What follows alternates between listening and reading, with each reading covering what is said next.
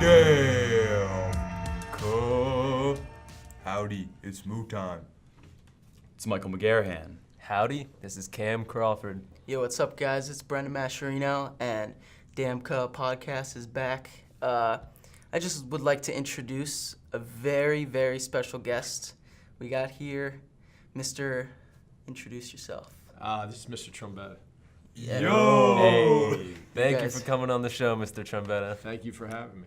Awesome to have you here. They say this is gonna be the best one yet. That's what I've heard. Exactly.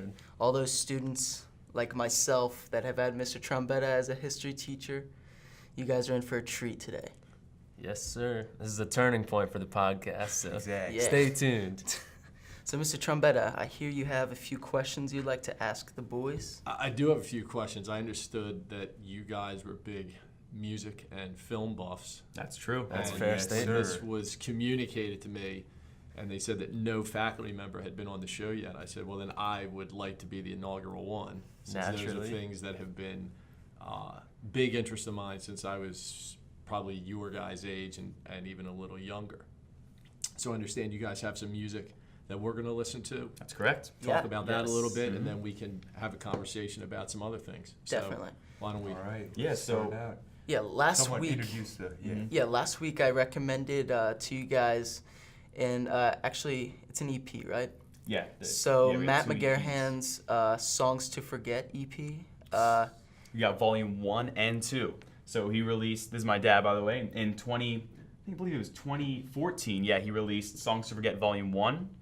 And it's labeled under Apple Music as a single. And I think that may be, I don't know how much you know, Mr. Trombetta, but I think in EP is that stands for an extended playlist, which is like a short album, That's basically. right. It's a short album. It's usually Yeah. maybe 3 or 4 songs. 3 or 4 songs, yeah. So it looks like, I'm just going to say, he seems to have 2 EPs here. So you got Volume 1 from 2014, and then you got Songs to Forget Volume 2 from 2016. And I can play real quick. Here's the beginning of the first song we got here. This is called Difficult. And it's actually, Just take a listen.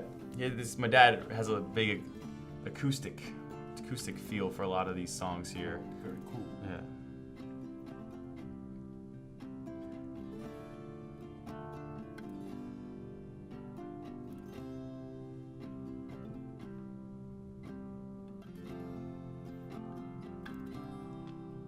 So he kind of lays it out here with the kind of playing through the song and the chord progression, kind of giving us an intro, what the song's gonna be like before it goes right into it, it seems.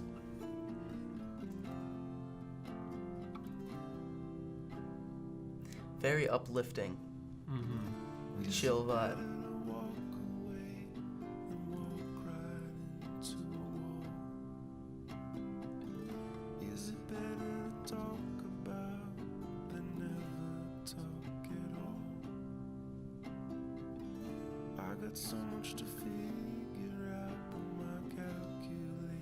And then you guys, I can skip through a little Yeah. bit. I'll show you. He kind of adds in some more instruments here. There's a piano we got going on here. You can hear that. And then he actually played harmonica for this one too. And it's cool. My dad does it live. He'll play his guitar and harmonica at the same time, like with like a neck, this like kind of neck holder. Have the neck holder on. That's Yeah, crazy. It's crazy. And then he brings in the drums at the end. You can hear.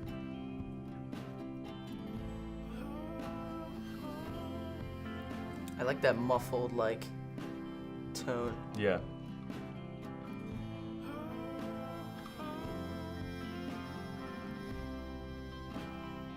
So yeah, there you go. That's an example of kind of one of the songs. That's kind of the feel he had for that volume 1 there of the album. Yeah. I want to ask you all: are you more of a volume 1 type of guy or volume 2 type of guy? Oh, That's a very good question. Yeah, that's a good question. So Answer off real quick. I'm a volume 1 type of guy. Both Wow. are excellent, but I like volume 1 just a tad bit better. personally, I'm a volume 2 type of guy. I think the main reason for that is I actually listened to volume 2 before volume 1. I and did as well. Yeah. I definitely like fell in love with a lot of the volume 2 songs at first, and then going back to volume 1, I definitely like the like auto-tune type of deal that he's got going on in volume 2. What do you think, Cam? Yeah, so we'll take a listen to Volume 2 in a minute or so, but I mean, they're different. Volume 2 is more I wouldn't say techno, but it has more of that feel with the auto tune and kind of the beats. Whereas Volume 1 is just beautiful. The mellow guitar, it's something you can just relax to, play in the car or, play when you're resting. But out of both the LPs or EPs. EPs, yeah. EPs, sorry. You're good. My favorite one is Run to the Sea. You like that one? That was quite an excellent song. Got good instrumentals in the second half. In the second half? Any section you remember specifically, think towards the back and Just around? right here, yeah. It's very relaxing. Yeah. I have a question, like, what do you guys think about, I know, Mr. Trombetta, you've heard a little bit now, some of the, what do you guys think about the use of, like, the auto-tune? Because, like, I think there's kind of been, I've seen, like, a lot of artists now these days, like, especially, like, rap artists have used auto-tune, I guess, excessively. Maybe people find it to be, like, diminishing. So what do you guys think? Would you rather have heard it maybe natural, or what do you think about the auto-tune? How does it fit with the music? There's definitely ways to use it, like rap artists, how they use it. I don't really like the way that's the way that they use it, in a sense. I don't know if there's different ways to use auto-tune, but I feel like the way your dad uses it is so much more musical than just like talking in front of the microphone. For me, auto-tune is a lot like CGI in films. If it's used as like a tool, then it's really good, but if it's like the basis of your whole song and a crutch to your singing ability, then I don't like it as much, because you can tell that there's not too much substance behind it. I liked in Volume 2 the stuff we heard. Now, what we would have called it was ambient music or trance music, something along those lines back in the day. And it reminded me a little bit of a band called Massive Attack, which is a hugely influential band in terms of that. And I bet if you talk to guys like Skrillex and guys like that, that they would say to you that, Massive Attack was an influence of mine. I listened to a lot of Massive Attack. Or Moby, who I was a big fan of. And I saw Moby in 2000. And you would think that, this guy's just going to push a button and that's it. And it's not. It's a whole show. Yeah. With live instrumentation, and they just go crazy, and it was phenomenal. Yeah. So I like that music. I think, though, that use of auto-tune with it, I'm not a fan of auto-tune personally. I think it's a gimmick. Yeah. Now, I know your dad can sing because I've heard him sing before.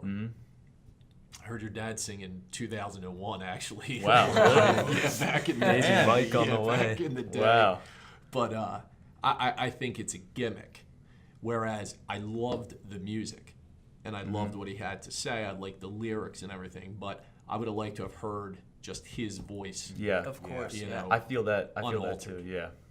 you know. Yeah, because I know I've heard my dad sing this stuff without that in the post. Like in post, I've heard him playing at home, and I definitely think it can be seen as a gimmick, and I feel the same way. I wish I could hear the album differently without that effect. I don't know if he did it definitely for the song, like I'm just gonna let the listeners hear it. So on the song Pen and Paper, he used, it's pretty heavy, like it serves as a prominent piece. Does he which do I any thought- songs on this EP without the auto-tune? I think he does, yeah. Yeah. It's just like a good amount of them have at least a little bit, but this one I know has like, it's pretty prominent, like his vocal here. Yeah, so it's not like he's trying to hide his real voice, like. Or any defidencies? Yeah, Yeah. I think that's what I think, especially with this one. It's not. I think he's more going for just how it sounds, especially for feel this of song. the With music. if you look in the back, like how he has the low pass on the drums and everything, and I think he just kind of going for that kind of feel. And with, like, if you hear the guitar coming in, I definitely yeah. feel like other songs, especially in like Volume 1, he lets you hear his natural, like, I guess, vocalization. And then in Volume 2, he also lets you hear that natural side, and then he gets like the auto-tune in there too, in some places. Yeah. So he definitely shows that he can do both, and he does them both very well, obviously. So. Yeah, you guys are going to laugh, and this is going to go in a circle, but one of my former students, who's now a middle school teacher, who's a musician, and I've seen him play a couple times. I saw him play when he was in high school, Yeah. and then I went and saw his band in a bar when he was not in high That's school. awesome. wow. And he and I still are friends, and we text back and forth. And his thing was that John Mayer is the premier singer-songwriter of our generation. And I said, come on, man. And, and he said, name somebody else. Now, the reason I say this is because listening to those 2 EPs, I think it's very much that John Mayer thing. Mm-hmm. When you have that electronic stuff that you hear on the radio from John Mayer, you're like, okay. And then you have the acoustic stuff with some really nice instrumentation, and then it builds, and the song structure. That's like the John Mayer stuff that doesn't suck, that they don't play on the radio. Yeah. And that's, exactly. that's it doesn't sound like John Mayer, but I agree with I would that. equate it with John Mayer. Yeah, that stuff that, like Daughters and that stuff they play on the radio where you're like, ugh. And then when you listen to the album, there's stuff on there where you go, wow, that's a great song. And this guy really is talented. Yeah. Exactly. The radio is not the best place to go nowadays. Yeah. Oh man. Radio's I can't even listen to terrestrial radio anymore. Yeah. I know. I listen to satellite radio all the time because I can find channels that'll play stuff like that. Yeah. Where I can hear something, I'll go, oh, this is really interesting. Yeah. Yeah, it's not just based on like the top charts and everything like that, and like and ratings. Replaying the same song 100 times is Yeah, not even exactly. good in the first place. Right. It's definitely nice being able to. There's something about listening to like Apple Music per se, over like listening to the radio, because you have a choice of what you want to play, or at least a genre of like what radio station you want to put on. And I like that sometimes you don't have a choice of what you listen to, so you kind of skip around and then you discover like more new genres that you like might like. Sure. So I think that's interesting.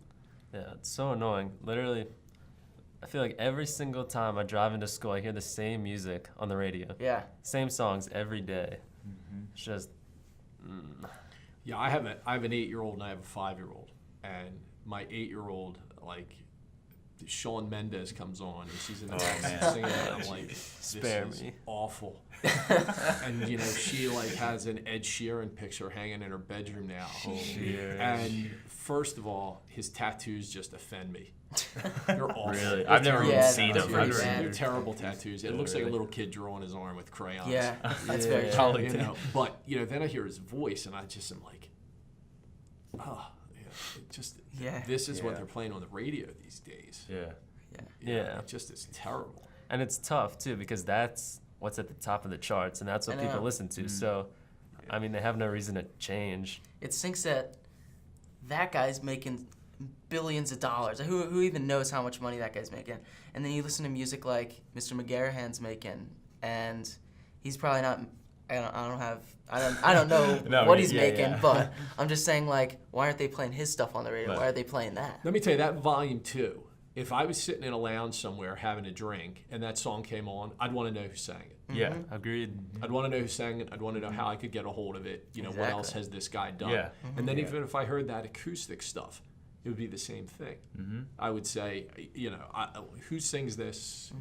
Who is this guy? That kind of stuff. I would definitely want to hear that. But unfortunately, it's all driven now by money and the record companies. I mean, there's still some good stuff out there. Last summer, my brother and I went and saw Nathaniel Rateliff and the Night Sweats at the Man Music Theater. They were fantastic. We had seen a band called St. Paul and the Broken Bones out of Birmingham, Alabama, and they're like a retro soul band. Wow. And they're just phenomenal band. And you can find little shows like that in Philadelphia, and places like that to go see, and bands that are trying to maintain some musical integrity. Now, some people might get offended and say, well, how can you say Ed Sheeran doesn't have musical integrity? He might, but it's just not my integrity. Yeah. It's not just something that I want to hear. Yeah. I don't want to say this because bands that I like are playing the link, but when you're playing the link, I have questions about how much musical integrity you still have. Somebody says you can't fault success. You're right, but still, when you're playing the link at that age, like U2 goes and plays the link, it's because it's U2. The Rolling Stones are playing there in June. Okay, those bands have been around 30, 50 years or so. When you're probably not even 30 and you're playing the link, my question is, how much integrity is still there. Yeah. Yeah. That's very true. So, That's a true statement. you know. So let me ask you guys, as a 49-year-old guy, what bands would you recommend to, not necessarily a 49-year-old guy, but what bands would you recommend to, say, an adult audience that, you know what, you should check this band out. I think that would be good. Or you should listen to this band. Ooh, I got it. And we can't say Matt McGarrian. Yeah. Oh yeah, I know. It's kind of interesting. I guess it's a matter of preference of like what kind of music you listen to, because 9 out of 10 kids in my grade would say like Kanye West or something like that, and then I would say like something else. Like I listen to probably most of the bands that people your age would listen to, Yeah. like rock kind of stuff. Same here. Yeah. So I feel like we'd have a lot of the same interests.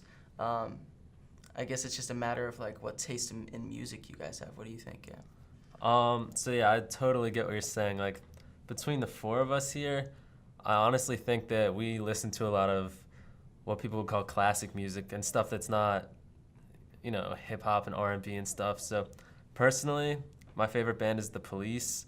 Phenomenal band. Yeah, Yeah. Sting, Phenomenal. Andy So Summers, and it's just so. But the thing is, a lot of adults probably grew up listening to that or are really familiar with that kind of music. And then I'm also a big fan of Rush, which I know Brendan and Michael, Yeah. these guys like. Rush is probably, you can't name another band that's as musically talented as Rush is. That's what I'm saying. Yeah. Like, Every Yeah, guy Rush in is that band excellent. is a Every- virtuoso. I It's know. insane. If you ask musicians, who's the best drummer, they're all going to go Neil Peart. Neil Peart. Yeah. Who's the best bass player? They're going to go Geddy Lee. Yeah. Now, who's the best guitar player? In that list, you're going to put Alex Lifeson. Exactly. He may not be number one, but you're going to put Alex Lifeson on that list. So they're probably the only band that I can think of where every guy in that band is a virtuoso at his instrument. Yeah. Exactly. You know it's a good song when you're in the car and you're playing to it in the air. And I just think it's interesting when you hear like a new song by a band like them and you don't even understand it. Like, it's just interesting. All the different time signatures they have, it's just ridiculous what they do. Yeah. Yes. You know, Well, and I'm not a musician. I just have a huge appreciation for it. Like the Police. I saw the Police twice. I've seen Sting 5 or 6 times. Yeah. A lot of these bands I have seen, and I'm a big fan of these bands. And still, as a fan, not as a musician, but as a fan, I can sit there or stand there and just appreciate that act of creation. Yeah. Yeah. For You sure. know? Yeah. I can't paint, but I know that the Mona Lisa is a masterpiece. Yeah. Yeah. That kind of thing. As for hip hop, look, I don't think you can dismiss Kanye West. I have Kanye's first 3 albums, Oh and yeah, they're no, Kanye's fantastic. one of my favorites. I was gonna. And they're actually fantastic. jump Look, in. I don't like him as a person. Oh yeah, no. I find him to just be an annoying, Yeah. arrogant personality. That's just why. Like, when you see stuff about him like on the news and just like the things that he does, I think that definitely like takes a toll on my opinion on their Yeah. music. Yeah. Sure. So, But those first 3 albums are phenomenal. Oh yeah, College Dropout. Is College Dropout excellent. and Graduation, Yeah. those 3 albums are fantastic. Yeah, I think People that might say, oh, how could you say that? I'm like, because they are. his lyrics are pretty excellent. You know, He does they some really interesting are. things. They're just great albums. Yeah. Man. I'm also with these guys where most of my favorite bands are older, like Dire Straits and Def Leppard and stuff like that. But for like modern music, I guess I'm not like a diehard fan, but I'm a fan of Kendrick Lamar. I think he has some of the better lyrics nowadays. He won the Nobel Prize. wow. Yeah. He won the Nobel Prize for it. Mm-hmm. The Pulitzer Yeah, Prize. yeah. He won the Pulitzer Prize for lyrics. I mean, that really says something. Mm-hmm. He got Yeah. a shout out from David Bowie. Yeah. When Bowie did his last album before he passed. And Bowie said, I was listening to a lot of Kendrick Lamar when I was writing this album. We were recording this album, and I was really influenced by that. This guy's like 67, 68. That's very interesting to see like such like an amazing musician and take inspiration from younger musicians that are probably striving to be like what he has created and do stuff like he has. That's interesting. I think you have to do that in any field you're in. If you just get to a certain age and you cut yourself off and say, look, I've learned everything, you're not going to grow. You're not going to grow as a person. You're not going to grow as a professional. You're not going to grow as a human being. Yeah. Like even with teaching, and we're going to get back to what we were talking about before, but even with teaching, I like working with younger teachers and I like collaborating with younger teachers because they have new ideas, because they have, other things that they bring to the table, and vice versa.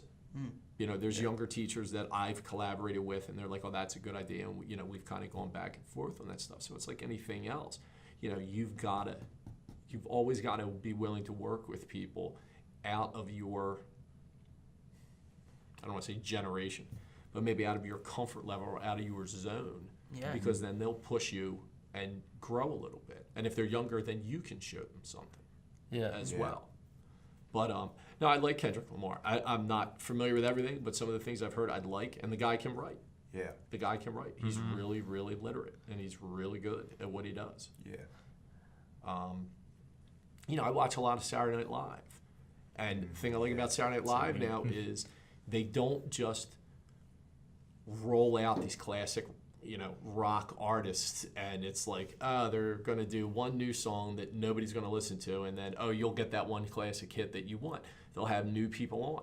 Like, for example, I watched last week, and I got to admit, I really like that guy, Anderson .Paak, who was on. I thought he was really good. And I watched Travis Scott on there one night, and I thought Travis Scott was really good. Yeah. I was just at the Travis Scott concert last Saturday. How was it?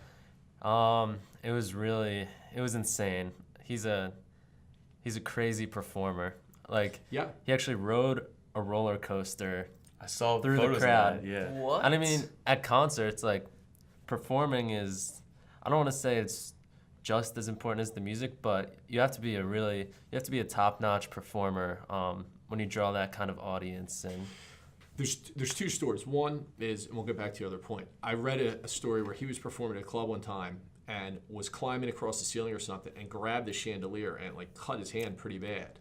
Jeez. And went back, and basically he's hanging there and he's bleeding, and he put a bloody handprint on the ceiling of the venue, and then just got back on the stage and boom, just went right back into the show. That's crazy. But to your point, I agree with you 100%. I've seen people who were rock and roll icons, and they put on a carnival-esque production, and they were phenomenal. And I've seen other ones that just walked out there and they were terrible. Like I saw David Bowie twice, and we're gonna go. We'll talk about Bowie a little bit, but I saw Bowie twice, and the first time I saw him was on a thing called the Glass Spider Tour in '87, and it was a spectacle. There were special effects, there was stuff on the stage, there were props. It was nuts. But dead center is David Bowie, and David Bowie, I would say, is the guy who created that spectacle in rock and roll. Like when you go and you see him riding that roller coaster and you see statues on stage, or you see whatever kind of crazy thing going on, that goes back a lot to David Bowie. And that goes back to David Bowie in the 1970s, doing those kinds of shows. I saw Prince. In 88, I think it was, and he drove a car around the Spectrum. That's crazy. That's wow. ridiculous. He drove a purple muscle car around the Spectrum. It was wild. I forget which drummer it was, but I think this guy, like Tommy Lee, maybe? Tommy Lee from Motley Crue. Dude, his drum set went upside down on a roller coaster during a concert. He was playing upside down. It's ridiculous. Like, just imagine like the safety precautions they got to go through. Like, if one of those cymbals falls and hits someone, dude, it's a wrap. I know. On top of that, my sister just went and she saw, I think, 21 Pilots, but like with the top of like the risk thing, I think one thing they had them do was like they took the drum set and they put it on the crowd. Yeah. And they had literally people just like it's like a stage dive kind of thing. They had people just carrying around the drummer on this like little platform. I think one time they had them like hold specific drums for them to play on, so, like crazy stuff like that. Wow. I feel like that's crazy audience engagement there, and with the risk, it's pretty crazy. Yeah, I think that's one of those things though, is that you're right. You should be a performer. If you're coming to see these people and everything else, you should be a performer. You should give him a little something. Look, even Bruce Springsteen, I think he's 69 now, 68 or 69. The guy plays for 2.5, 3 hours.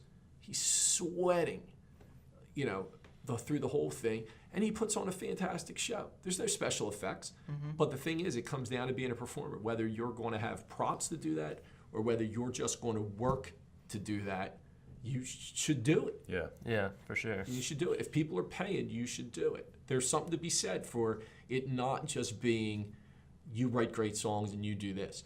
You're an entertainer. You're a performer. Those people are coming because at the end of the day, they want to be entertained. Connecting with the audience, like that's all it is. Like if you go to a show and you just stand there and play this music, it might be amazing, but if you connect with the audience, you're gonna get people talking, and that's what's gonna get you up there in the publicity, especially too. Yes. So Speaking of crazy absolutely. performances, not to cut you off, sir, but I was wondering what you guys think about the recent Super Bowl halftime performances. 'Cause they've been kind of horrible, if you ask me. Most of them are not good. Yeah. Most of them are not good. I mean, it's like a greatest hits medley. Last year's Justin Timberlake with the whole Prince tribute thing, I thought was just bad. Not good at all. Huge fan of his. who was this year? Lady Gaga. Last year's was Justin Timberlake, and he did the Prince thing. Yeah. Oh, Yeah. I just She did it, I think, maybe before that. yeah. But, I just find them, it just has to get bigger and bigger and bigger every year. Yeah. And, it's a spectacle. Well, it's not even a football game. Yeah. Let's start with that. It's not even a football game. So to expect it to be a meaningful musical experience, I think you're hoping for a lot. Yeah. Don't get me wrong, I love Coldplay, and I really enjoy a lot of their songs, a lot of their music. Some of their new stuff's a little hard to, I guess, in a sense compared to their old stuff. But when they performed the halftime show, it was like totally different from like what I was used to like listening to them and stuff. So I guess and the performance, like the big flower in the middle of the field and stuff, it's just to like, I guess, impress the audience. I don't think they really cared about the musical aspect of it. They have to appeal to the masses. That's exactly Yeah. it. Right. Sure. Super Bowls. You're playing, your 12 minutes is for the people that listen to you on the radio. It's not for the fan. Yeah. Yeah. It's not for the fan. It's for those people that, the one exception might be Prince. Prince's was great. His was great. Bruce Springsteen's was great.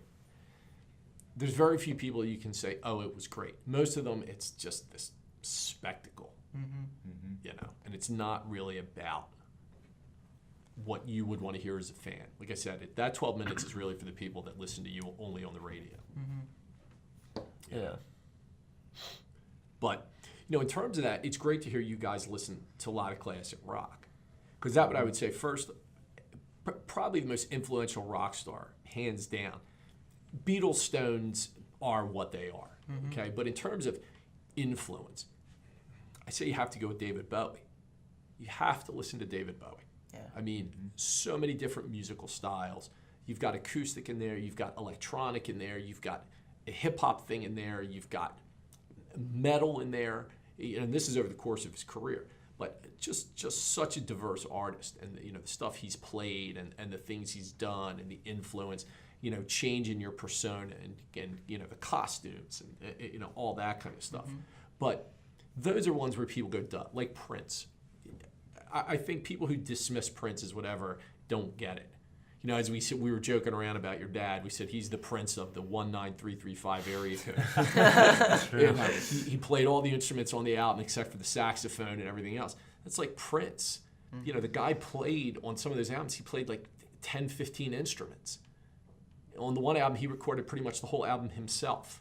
Wow. Every instrument, the whole 9 yards. The guy was a musical genius. He really was. Yeah. So those kinds of acts, as much as you say, of course you should listen to them, you should listen to them.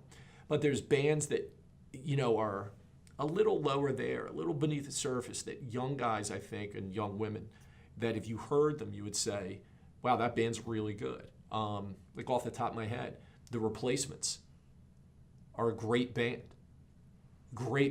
from the 1980s. That Midwestern, hard rockin', but Paul Westerberg is an unbelievable writer. We could have played Alex Chilton, which is just one of their best songs probably, and Kiss Me on the Bus, and things like that.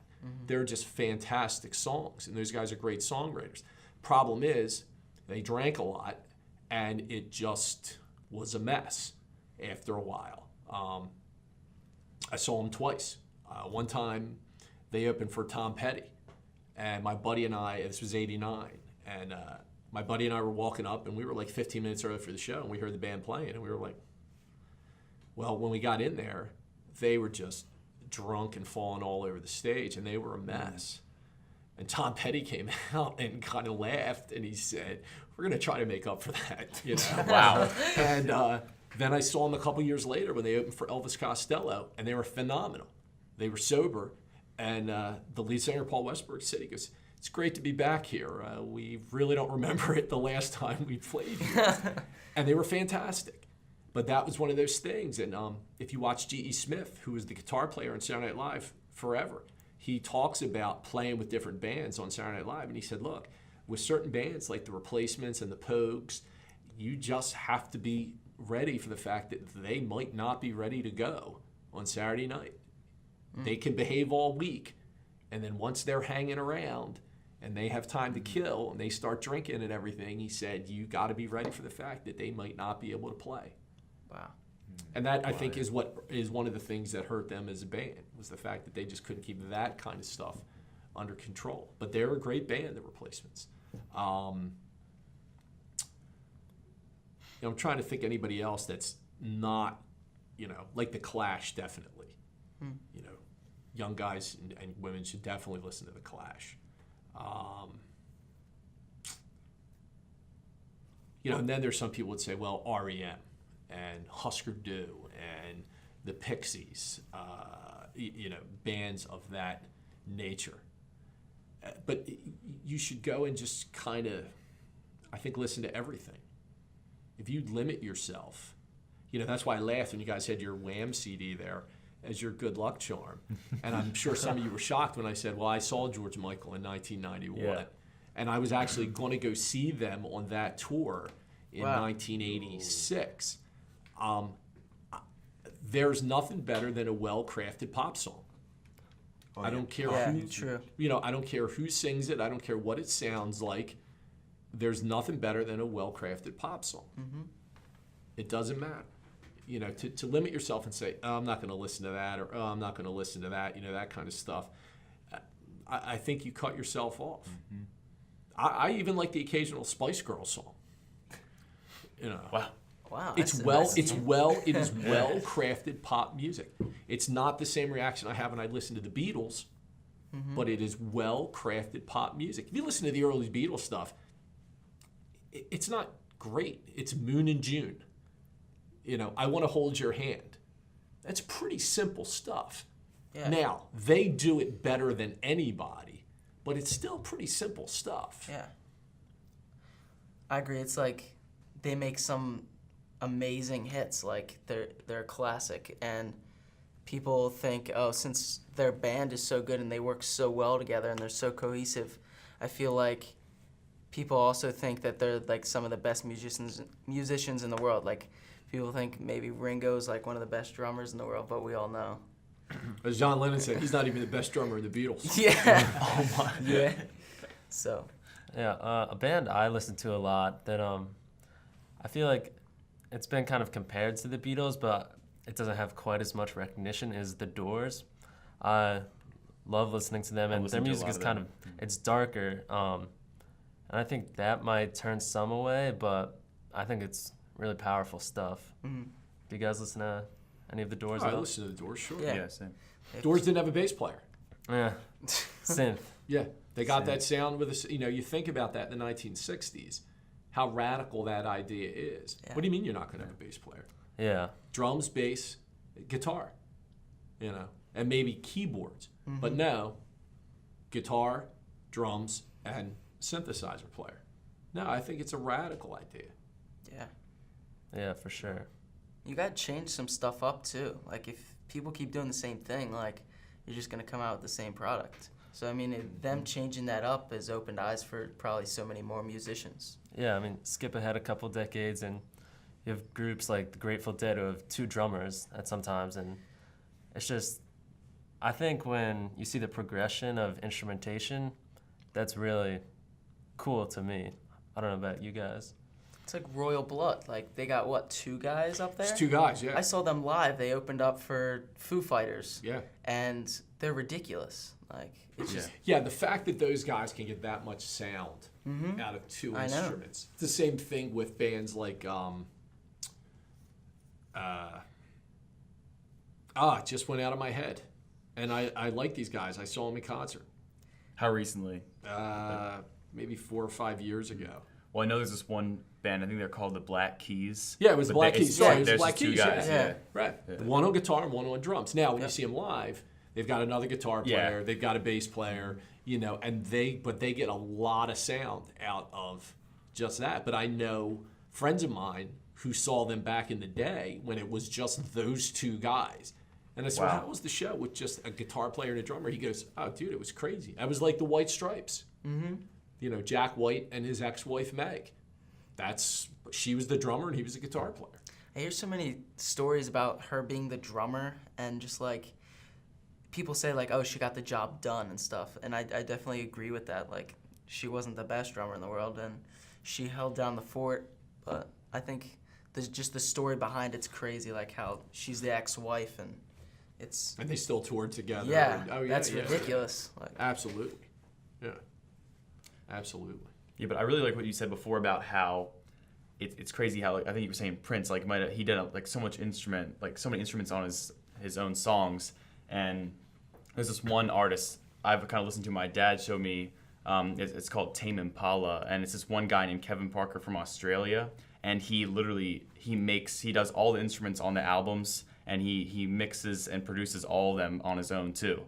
And I mean, like he probably has someone else come and like master them for him, but I think that just blows me away when you can have someone do that much. Like when you find these people doing being so effective with like two instruments, like 2 people, and then with him he's like just one guy. I mean, obviously he'll have people when he goes and plays live, but like after I listened to the music, I would never have thought it was just him, because like every piece in there seems like it's just one person. That's all they do. They're expert on drums, expert on crafting synth, expert on singing. And then to know there's just one person doing that, it blew me away. Mm-hmm.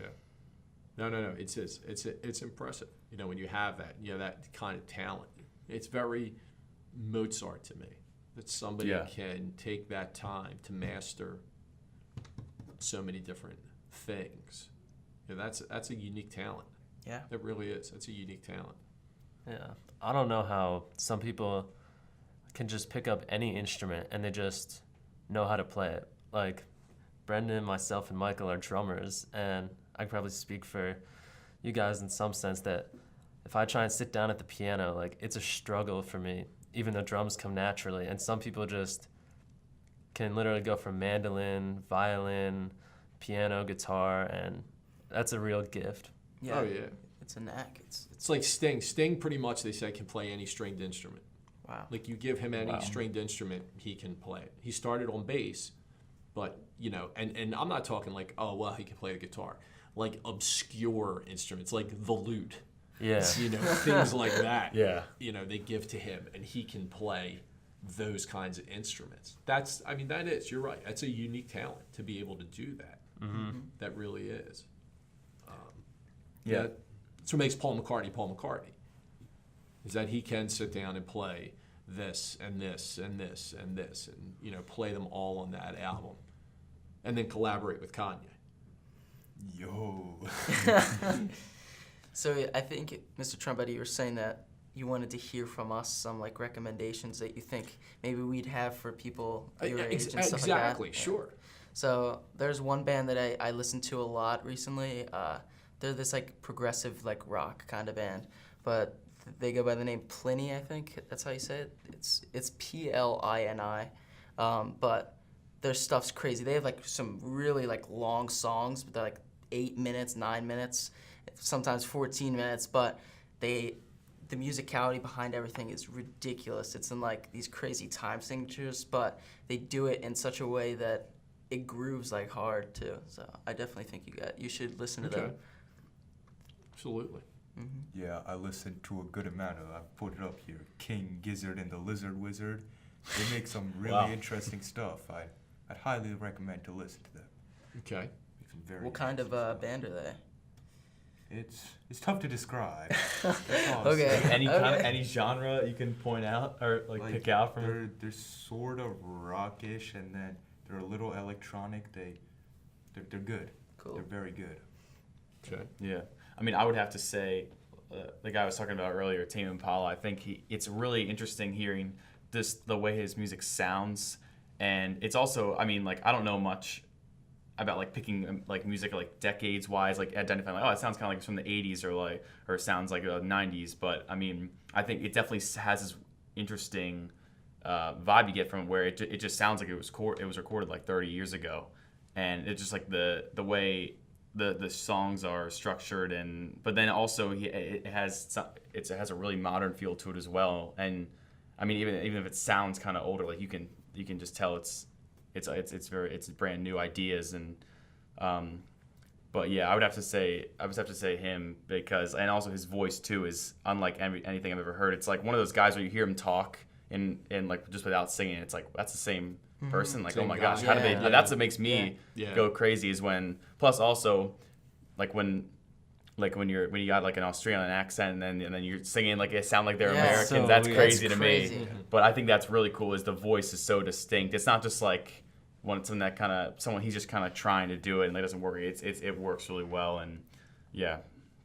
I've got two for you. So the first group is the Disco Biscuits. Oh yeah, I've heard of Disco Biscuits. Yeah, they're real talented musicians, but not really rock. It's jazz fusion. Yeah. And then the second one is a group called the Cat Empire. I don't know if you've heard of them, but their genre, in my eyes, switches from song to song. So they do Latin groove stuff, funk, ska, rock. That's interesting. That's cool. And again, the singer has a really neat voice, so check out Cat Empire. All right. Well, before we go into the film thing, for you guys as drummers, you definitely should check out Phil Collins. Oh Yeah, he's a class. You know, people always go, Phil Collins. He drummed for Genesis, you know, as a drummer, and I've seen Genesis, I've seen him. He can just play. I mean, straight up can just play. Not just play, but he can play and sing. Yeah, Yeah. exactly. So it's ridiculous. Phil He's Collins got is some Exactly. nice. crazy Because I've seen skill. some drummer singers where, like, let's be honest, in the Eagles, Don Henley gets the job done. Yeah, I'm not sitting there going, wow, he's a great drummer. Yeah. But when I listen to Phil Collins, I do listen to the drum parts because they are that good. yeah. You know, it's that thing, I think, where you are looking for something that's so outstanding in there, you know, depending on who the artist is and things like that, that you're listening for something that's so outstanding in there that even as a non-musician, I can sit there and go, wow, that guy's pretty good, Yeah. you know. All right, well, Right, thank you for the shall we- recommendations. You're Thank welcome. you. Yeah. Thank you. Shall we jump into what some call the best decade in cinema? I don't know how to answer that question, but the 70s definitely up there for me. It's definitely the birthplace of some of the finest filmmakers working today, like your Spielbergs, your Scorseses, your Brian De Palmas. Coppola. Yeah, Coppola, in my opinion, was during the 70s, he was on the hottest streak, 100%, with The Godfather 1, 2, and Apocalypse Now. And I think The Conversation. Oh, I forgot about that one. And The Conversation. That's one of Sure. my favorite uses of lens in a movie. Yeah. Conversation. Yeah, absolutely. The Conversation. Yeah, you know, we talked about this and we went back and forth, and I said, you know, let me throw some questions out there so we could have more of a discussion, you know, more generalized discussion. I think without a doubt, and I echo a lot of film critics, that the 70s is probably one of the best, and in my opinion, probably the most seminal decade in American film. Yeah, definitely. 1939 is usually recognized as the best year in American film. Wizard of Oz, Gone with the Wind. Okay. Yeah. But as a decade, it's the 70s. Yeah. I mean, I'd say that for American cinema. yeah, but for like, American cinema, absolutely. For cinema in general, for me, it might be the 60s, just because there's a lot of stuff there that, but it sort of bleeds into each other. It bleeds in, but I think for us as Americans, you have to look. You have to look at American film through the lens of Vietnam, because you come through Vietnam, and that's going to influence a lot of stuff. There's a lot of cynicism. There's a lot of distrust that bleeds over. You know, it's like any great art. Great art is going to be influenced by what's going on at the time. Yeah. So you look at the Renaissance and what was written and painted during the Renaissance. You look at different times in the music and the writing and things of that nature. So you look at the 70s, what bled into it. You know, it was the end of Vietnam coming into that. So, you know, that informs a lot of the movies. Are they uplifting? Not all of them. Oh, I don't mind that at all. No, you're right. You're right. Are they uplifting? Not all of them. You know, some of them are bleak, but it's great filmmaking. It's great acting. Yeah. It's like classics like Jaws. Like, I feel like birth of the blockbuster. Yeah, that's exactly what I was gonna say. It's like the 70s was like this birthstone that just like was it's an evolution point for, I guess, filmmaking today. Like, that's where a lot of directors and filmmakers get their point of view from. I guess like the 70s definitely influences a lot of what they do. So yeah, I think it was like there's like a milestone film for pretty much every single genre in the 70s, especially horror. Horror was huge in the 70s with The Exorcist, Halloween. This is an American film, but Suspiria, one of my favorite ones. Yeah, the Argento film. Yeah. Right. Alien, so science fiction also. Alien was 79, I think? Yes. Right, the first Alien. But I mean, you're right. You had the birth of so many genres, number one, but then you look at those, in some instances, audacious film experiments, like Jaws, okay? They used to tell you, as a rule, don't ever shoot on the open sea. And Spielberg said, well, we're going to shoot this on the open sea. And people are like, are you crazy? Well, Moo, as I'm sure you probably know, why don't they show the shark until like the last third or quarter of the movie? Yeah, the original shark they had for the movie actually was like a complete failure, like broke down and everything.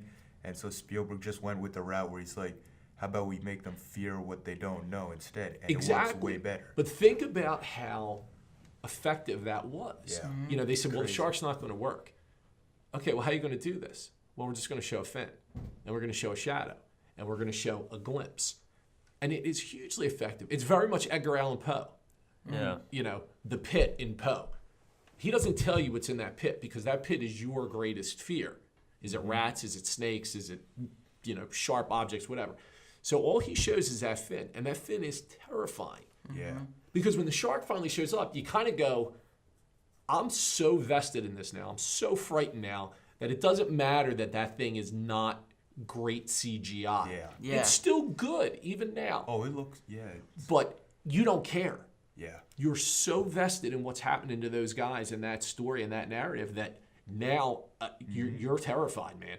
You're terrified. But you're right. It burst the summer blockbuster right there. Yeah. I now remember as a kid being like 9 years old in 1977 or so, watching that on HBO and just being like, this is a reaction. This is a thing that I'm not going to forget because of that. But you're right. It bursts. So you put Jaws in there, and okay, you have some horror. You put The Exorcist. One of the most terrifying movies ever made. Yeah. Disturbing, terrifying. You know, the language and the things that she says, and you're just like, man, this is horrible. Yeah. You know, and it's graphic. But then you go to Halloween, which isn't that graphic. Halloween's about 77, 78. It's not that graphic. But it's that after effect of the violence that's so effective. Yeah. And that's what was Carpenter's genius, is he knows that if you see somebody pinned to the wall with a knife through them afterwards, you're going to go, oh, wow, that's really bad. Yeah. And in that one, compared to other slasher movies, the body count's only like 4 or 5 people. Oh, yeah, the birth of the slasher genre as The well. birth of the slasher movie is Halloween. Yeah. And then everything that comes after that is really a lesser. Yeah. Even the first Friday the 13th No, I don't want to compare It the was two. very exploitative. Yeah. It's entertaining, but it's exploitative. But everything that comes after that is less. Yeah. But that first one and what it stood for and what it did, scary as hell. It was scary as hell. But I mean, even getting away from great cinema, Enter the Dragon came out Oh my in the gosh. 1970s. That was one of the first movies that got me into cinema because in New Jersey, I think I was like 6 or 5 years old, or maybe 7 or 8. I think I was in 5th grade, but we were on Netflix in like the early days of Netflix, and my mom was like, "Oh my gosh, all these Bruce Lee films are on here." And so I checked out just a full marathon of like Enter the Dragon and Fist of Fury and all those movies. I was just blown away. Bruce Lee was like my favorite actor then, and the stuff he did was just insane. They're super entertaining. It's not like anything you're gonna think about, like the themes or anything, but just watch them and you're blown away by his martial arts ability. And He's so charismatic Yeah. that you can't not watch him when he's on screen, especially in that when you combine, higher production values, a pretty good story. Like when you think about it, it's a pretty good story. And then when you just unleash him, it's hard not to watch. You can't sit there and go, it was okay. He's just amazing. Plus, he breaks Jackie Chan's neck in a Yeah, little with the side nunchucks. with the nunchucks. That's one Yeah. of the guys that he hits with the nunchucks. But I mean, the gangster movie, you bring The Godfather in. That's the beginning of Scorsese's run. yeah, Taxi Driver, Taxi Driver, 76. Mean Streets, Yeah. those things. And also, even like sports movies, Rocky came out in the 70s, Rocky. and that changed everything with the montages and everything. When you say, well, what's Rocky about? If the first thing you say is boxing, It's it's a not. drama. It's Yeah. drama. It's drama. It's about this guy getting his shot and what he's willing to do to get that shot. Yeah. Everything else. I have a theory that the best sports movies aren't about sports. Yeah, like Raging Bull and Rocky, all those movies are way better than, say, like Southpaw, for example. Some of those movies, okay, you put the drama in, but it's really about the sport. The best sports movies aren't about sports. They're about that human struggle. They're about that drama. And like you said, Rocky, I think, shows that better than any movie. That's why even going back, you have Rocky Balboa in 2006. It goes back to those original Rockies. It's not about that boxing. It's about After that guy's Rocky struggle. 1, then all of a sudden they started devolving into purely the boxing. with 2 is still Rocky. pretty good. 2 was, pretty good. 2 Then is still pretty good. 3 gets a little heavy with the training montages and Clubber Lang, and then 4 gets Right. extremely rowdy. But you also have North Dallas 40 about professional football, Slapshot with Slapshot, Paul yeah. Newman, which is just a classic movie. There's a lot of those, in the 70s. But the 70s really just as a genre, the superhero movie, Oh, Superman, yeah. first Superman in the 1970s Yeah. comes out. Unfortunately, the superhero movie is getting a little tarnished nowadays with the amount they're releasing. It is, but But guess look where it's come. Like Right. from there. Oh, yeah. But I mean, you've also gotten some great stuff. Oh, yeah. The Dark Knight trilogy, is- fantastic. Yeah. Black Panther was great. I like Infinity War. I mean, even though there are some problems with like some of the pacing and all that, the fact they were able to get that many characters and still tell a cohesive story is quite impressive. It clunks along from time to time, but you're right. But Guardians of the Galaxy, That's a great movie. as a friend of mine said, that is going to be the Star Wars for a generation of Star kids. Wars is also the Yeah. Star 70s. Wars was also the 1970s. I was just going Yeah. to say, Star Wars was the 1970s. All those movies. French Connection, Chinatown. Chinatown, MASH. Was first Mad Max in the 70s? First Mad Max was the early 80s. Early 80s, all right. Yeah, because the Road Warrior was like 83. Yeah. Yeah, I saw the Road Warrior in the movie theater when I was a kid. I was like 12 or 13, and we went to go see it. And that was one of those experiences. It was just phenomenal too. But you had all those movies in that decade, and why? Why is it that decade? Why is it that all these movies were released in that decade? Dirty Harry with Clint Eastwood. The Sting with Paul Newman and Robert Redford. Butch Cassidy and the Sundance Kid. Some great westerns. Why? And then you have The Godfather, arguably the greatest American film of all time. Yeah. People say, oh, it's Citizen Kane. Citizen Kane's a little slow. Citizen Kane, like, what it did was extremely revolutionary, but when you go back and watch, like, the greatest American cinema, I'd take watching The Godfather over Citizen Kane any day. Sure. Why is it that people are still drawn to that movie today? That you can sit there for 2 hours and 45 minutes and just doesn't matter how many times you watched it. You're still enthralled when you watch that movie. And you always find something new about that movie. A lot of the best actors really were in their prime in the 70s, like Jack Nicholson, Robert De Niro, Brando. Nicholson's going to win his first Oscar for One Flew Over the Cuckoo's Nest. One Flew Over the Cuckoo's Nest was in the 1970s. So One Flew Over the Cuckoo's Nest, he wins it for that. De Niro's going to win his first Oscar for Raging Bull, which I think was 80. Okay. Brando's going to win for The Godfather. Pacino doesn't win, but Pacino really does his best work in the 70s and early 80s with Godfather 1, Godfather 2, Serpico. Those movies. And then I think Dog Day Afternoon. Dog Day Afternoon was also the 70s. And then he does Injustice for All, and that's the early 80s. Yeah. But those guys do, probably you're right, some of their best work. De Niro, once again, Godfather 2. The Deer Hunter. Deer Hunter, yeah. Christopher Walken. Christopher Walken wins the Academy Award for Best Supporting Actor for The Deer Hunter, Yeah. So those guys do, and that's the thing that I say to my wife now. We were watching Joe Dirt the other night, and Christopher Walken shows up, and he always makes you laugh when he shows up in a movie, but you look at him in the 70s and early 80s, man, and he is just, like, powerful. Powerful. Like, when he turns that on, he still is a great actor. Yeah. Even him showing up for 10 minutes in True Romance as the mafia boss when he gives that speech, when he's sitting there with Dennis Hopper and gives that speech, it's phenomenal. It's phenomenal. Or his 5 minutes in Pulp Fiction is one of the funniest things in film. I mean, I still look back at my brother and I being in the movie theater one Friday afternoon watching that movie, just in tears, laughing from that scene. Just in tears. Because you're like, where is this going to go? And then it just goes way, out of control. And you're like, oh, this is just the craziest thing I've ever heard. And then it's going to get crazier after that.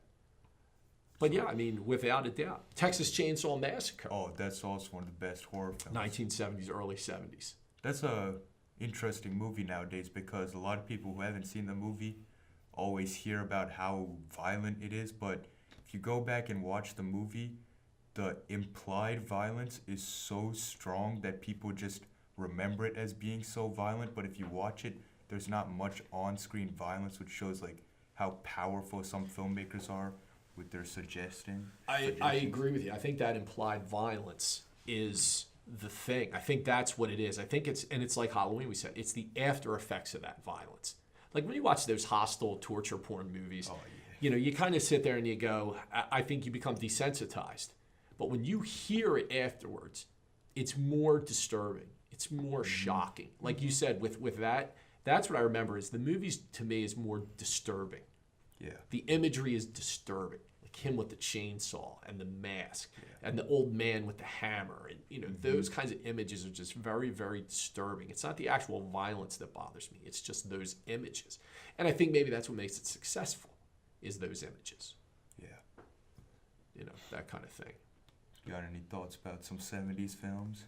Dude, honestly, I don't really have much to add since, Yeah. seriously, you guys have said so much good, I laid down so much good information about. Oh, also, speaking of music, in the 70s, a lot of film scores created some of the best themes. John Williams, in particular, created some of his best music. Sure. So memorable. Yeah. Yeah, absolutely. But I'll throw one out there for you guys. If I had to put together a list of maybe my 5 classic horror movies that I'd want to take with me, and I've got my Desert Island 3. My Desert Island 3 would be Raiders of the Lost Ark, Goodfellas, and it would be a tie between Jaws and Groundhog Day. Okay. Oh. But if I had to take like my horror films, one of them that would be on that list is a movie from 2012 called The Cabin in the Woods. Oh, it's so funny. Fantastic. It very much goes back to the 80s Yeah. in terms of its mood and its spirit Evil and its Dead humor and the way things are done. Very much goes back to like those early to mid 80s Yeah. horror movies. You know, Excellent tongue in cheek, campy, not slick. You know, anything like that. It just I love that movie. I just love that movie. It's one of those film experiences where you can sit there and you walk out of the movie theater and you're like, that checked every box for me and what I wanted to see. I remember I watched that movie with some friends of mine, and at first we went in thinking it was going to be like a pure horror movie. So all of them at the end were really disappointed with them, and then I'm sitting there like, that was amazing. That was It's so absolutely clever. amazing. Right. And no spoilers here, but the thing they do at the ending is insane. Yeah. Yeah, the twists and everything else, just I was so satisfied with that movie. I just absolutely loved it. Absolutely loved it. Oh, and the 70s I also thought pushed a lot of boundaries for ratings wise, like with A Clockwork Orange bringing in this extreme violence and all that, Well, same thing with The Exorcist. and Exorcist. You know, The Exorcist, those kinds of movies, you're right. They push those boundaries in film. Deliverance, Oh yeah. you know, things like that. They definitely push those boundaries in film. But as you said, you also had probably the greatest talents in American cinema got their start in the 70s. Yeah. Spielberg started with Duel, which was about a guy Yeah. being chased by a TV driverless movie. truck. You know, which is, have you ever seen it? I don't think It's, so. it's actually kind of suspenseful. It's pretty suspenseful, and it shows you what he can do. He actually got his start directing an episode of a anthology series called Night Gallery. And Rod Serling, if you remember The Twilight Zone, Oh, yeah. he started in The Twilight Zone, and then he did a series in probably late 60s, early 70s called Night Gallery, and it was similar to that. And that's where Spielberg got his start directing an episode with Joan Crawford in it. So you can see when you watch that episode, it's just a little better than everybody else's episodes. And I loved Night Gallery, I used to watch it all the time. But that episode's just a little better, and you can tell. It's like if you watch Game of Thrones and you see, do you guys watch Game of Thrones? Not No. much. None of you? Nah. I would, but I might be a little too far back. I might just wait till it's all finished. Yeah. There's a couple episodes directed by an English director. I can't think of his name off the top of my head. Did you ever see The Descent and The Descent 2 I saw the first Descent. and not Dog second. Soldiers? I've About the I've guys seen hunting scenes from fighting the Dog werewolves. Soldiers, but The guy who directed that directed 2 episodes of Game of Thrones. Those episodes of Game of Thrones, in terms of cinema, in terms of what's going on, you can tell are just, there's a little bit extra there. That somebody who is not directing TV is directing this. It's like how Breaking Bad, there's like few episodes directed by Ryan Johnson, who did Brick and the new Star Wars movie and all that. Right. Those episodes are like on another level. They're just though a the little whole more. show is amazing. Yeah. You can see like the episode Fly, for example. Exactly. But, you know, and then he went and did Duel. And you would think, this guy's getting chased by a driverless truck. It's pretty suspenseful. But then he does a movie about a shark.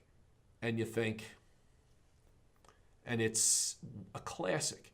But then he goes and he does Close Encounters. Close Encounters of the Third Kind.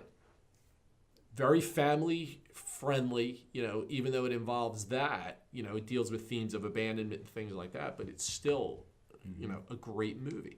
Scorsese. Oh yeah. Let's do some mob movies. Let's do Mean Streets. Let's do Raging Bull. You know, let's do these gritty stories. But then I'm going to detour in the 1980s, and I'm going to do period dramas with Daniel Day-Lewis. Age of Innocence. Right, Age of Innocence. He did the one about the and- Dalai Lama. You know, that movie. I forget, Kundun. I think that was it. You know, so he's kind of doing these, and then all of a sudden, you know what? I'm going to put my stamp once and for all on mob movies, and I'm going to do Goodfellas. which is probably the greatest mob movie of all time. And then I'm going to go do it, except I'm going to use Irish criminals this time, and I'm going to do The Departed, which is really Goodfellas for Irish gangsters. For the longest time, that was my favorite movie. You know. So my favorite Scorsese is like a tie with Departed and Taxi Driver, which was in the 70s. And Taxi Driver is that very gritty, street level view of life, and these people that are not mainstream characters. These people that are all, whether they're gangsters, whether they're this Vietnam vet who has some severe mental problems. Raging Bull. At tail end of the 1970s, Jake LaMotta, an abusive, conflicted character, even though he was one of the best, boxers of all time. Yeah, from like the 60s, that's like still in that golden age of Hollywood where they're making big productions like 2001, which is one of the best films. That's 68. Yeah. Right. They're making all these huge Hollywood productions. And then the 70s is like funding a lot of more lower level, even though it's still funded by a Hollywood studio, it feels more of independent style filmmaking. Sure. And then the 80s goes back to this completely different time. Well, it's studios now because it's blockbusters, because you have Spielberg. He comes back and does E.T. He does Raiders of the Lost Ark. And they're great movies, but they're summer entertainment blockbusters. And Raiders is probably my favorite movie of all time. But like you said, you have Robert Altman doing MASH in the 1970s. Altman in the 70s was like, oh, we're going to do a war movie about Korea. It's actually an allegory about Vietnam, but Vietnam had ended it was too early to do Vietnam. So he's kind of doing this movie, and when the studio executives saw it, they were like, we're not releasing this. You said it was going to be this, this, and this. Well, then they showed it to test audiences, and test audiences went crazy for it. So they were like, okay, becomes a huge hit, spawns a huge hit television series. But you watch that original MASH, it very much has the feel of an independent film. Very much does. Even Duel, like said, even though it's Spielberg, it feels like an independent movie. So, what else you want to talk about, fellas? Well, I think you guys have basically described the 70s in and out, and I think there's definitely more to say, but we'll save it. I feel like anything I say is just going to be Bush League compared to you two, because you guys are killing it in a way I would be unable to. Whoever's listening to this, though, even us four guys, you and Moo have given us some movie, just like a list of probably 100 movies right there that we can go home and binge watch. So, and I would say, and I would hope Moo would agree with me, that those movies we talked about from the 70s, not only are they seminal films, not only are they film classics, but they're entertaining. Would you agree? 100%. You're not going to watch this and go, I can't believe I wasted 2 hours watching this. You're going to be entertained. Yeah, no, like Halloween and Texas Chainsaw and just everything. Network's one on Amazon Network's Prime, a great movie. I have to highly recommend. Yeah, it's Network so is a great movie. The first posthumous Academy Award was awarded for Network. That was for Peter Finch. He had died. I think he had a heart attack, and then won, I want to say, Best Actor, I think, for Network. I think it was Best Actor. But Network is a great movie. Yeah, it's entertaining, but it's got some crazy messages, and it's a little relevant today, so. Yeah. Oh, absolutely. Absolutely. In this day and age, talking about the media, absolutely. But no, definitely go check some of those movies out. MASH. You ever seen MASH? Yeah. MASH Every time I look in the mirror. Watch it. On that note, I think we should probably end on that note right there. Every time you said it, I'm just like, go right back to, ninth grade, or was it 9th grade or 10th grade that 10th grade. 10th grade history class, Mr. Trumpet. Great times. All right. All right, so I guess I got some recommendations for you boys. Yeah. All right. This one is on Amazon Prime. This movie is based on true serial murderers, so that's pretty interesting stuff. It's Korean film by phenomenal director Bong Joon-ho, Yeah. Memories Old of Boy. Murder. Memories of Murder. Yeah. Old Boy was Park Chan. Oh, that was Park Park Chan, Chan. yeah. Okay. Who's also, I'll recommend one of his movies at a later time, but Did the other guy do The Host? yes. Yeah, he did The Host. That's The it. Host. Yeah. What's the title? One more time. Memories of a Murder. One of my Awesome. favorite thriller type of movies. Good deal. Awesome. Good deal. Anyone have an album that they want to recommend? Check out the new St. Paul and the Broken Bones album, especially the first single, I guess if you want to call it, called Apollo. Okay. I think you guys will Great. really dig it. And Awesome. then go back and listen to some of their older stuff. And they're coming to Philadelphia in February. So if you like Wow. it, they're playing Wow. at the Fillmore. Dope. Sweet. Awesome. Thank you. Yeah. All right. We'll take a peep. Oh, for Yeah. sure. Yeah. Oh, and real quick, if anyone, so you're gonna be seeing these really dope T-shirts around the school in the coming few days. And if you are interested in buying one, and if you want to pay in cash, just let me know. If not, then I will put a link in the description for you to order with credit. All right. Thanks for listening. Thank you, everyone. And thank you, Mr. Trombetta, for Yeah. coming. Gentlemen, on. this Thank was you so great. much. This was Yeah. great. This was an enjoyable way to spend an hour and a half. Yeah, It really awesome. was. Glad to have And you. hopefully Glad to you'll have have me you. back on as a guest in the future. Oh, of course. Please do. All right. Consider you All back. right. Always Good luck welcome. with everything. This was great. You guys Thank are you doing so good much. work here. Thank Thank you. you. Really. Thank you. Damn.